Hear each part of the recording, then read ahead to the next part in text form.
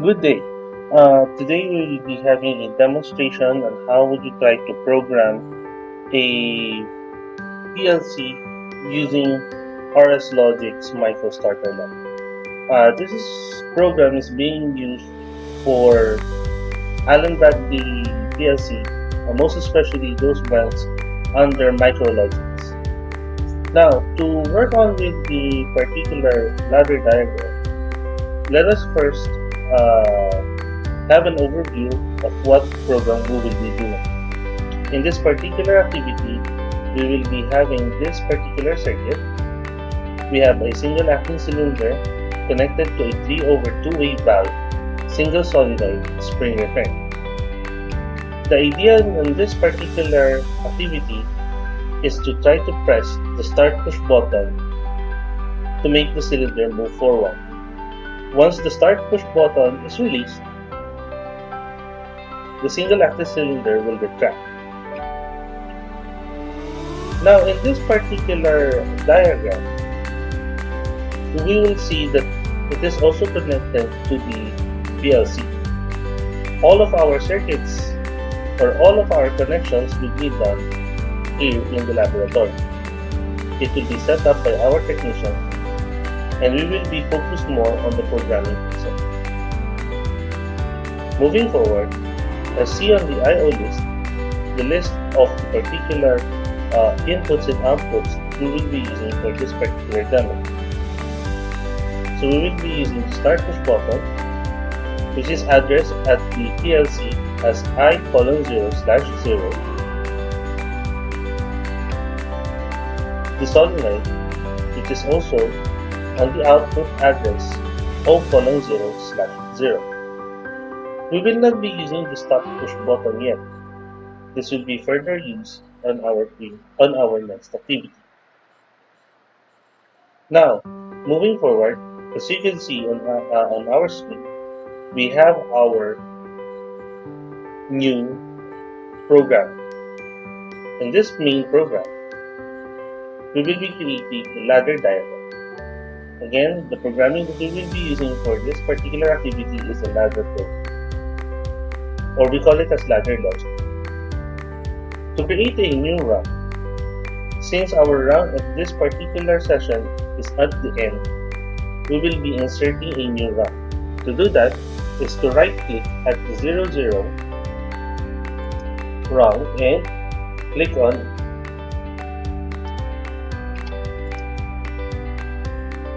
that particular run and insert run. Now we have our new run on which we will be placing our particular instructions. The instructions are just like in our ladder diagram: our contacts, coils, timer relays, counter relays, etc. We will be having a normally open instruction. So to do that, we go to user, then click on examine flow. That is also stands for a normally open contact. I'll be clicking it, dragging to our ladder diagram. As you can see, you have two red squares. The two red small squares indicates that you will be placing that particular instruction. For our contacts, we will be placing it on the leftmost portion. So as the small red square turns into green, we will be releasing our mouse. So that is now how we try to place our particular contacts. Now next, how do we try to put a coil instruction? We call it as output energize on Allen Bradley. Now to do that is to also click and drag, put it at the rightmost portion until the red small square becomes green. Drop the instruction and we are done.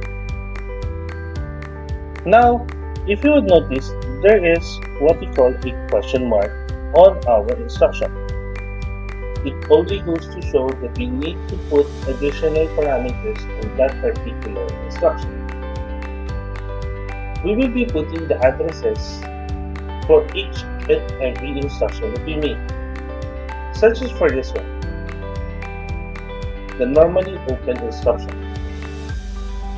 Double click on the question mark and add here the address for the start push button. So that would be I:0/0. Press enter. If you want to put some description on your start push button, you may do so.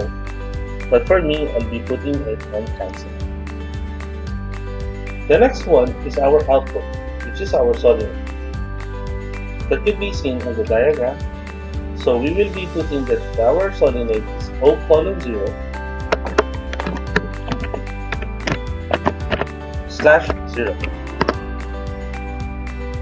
Again, click on cancel. Once that everything is fixed, we click on the verify button. If there are no errors found as shown here on our screen, then it means that our program is good. Now, if you want to put some latch on your particular circuit, you may use the round branch. Just drag and drop it and puts a particular instruction to create a latch. But moving on, since our target is just to have a start push button, when pressed, move the cylinder forward, when released, will retract. We will now proceed to downloading of the program. To download the program, you will be clicking on Forms. Then, download. You will need to save your work. So click on Save.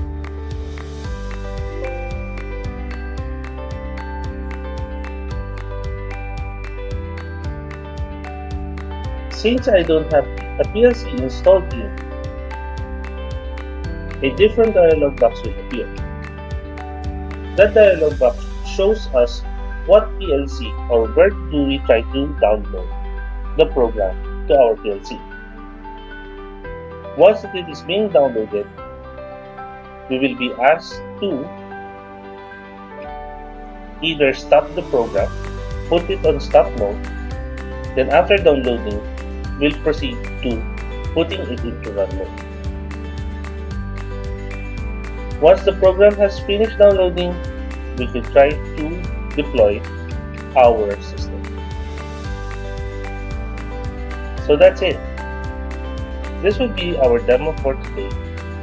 And on your next activity, you will be performing some specific laboratory experiments to work on.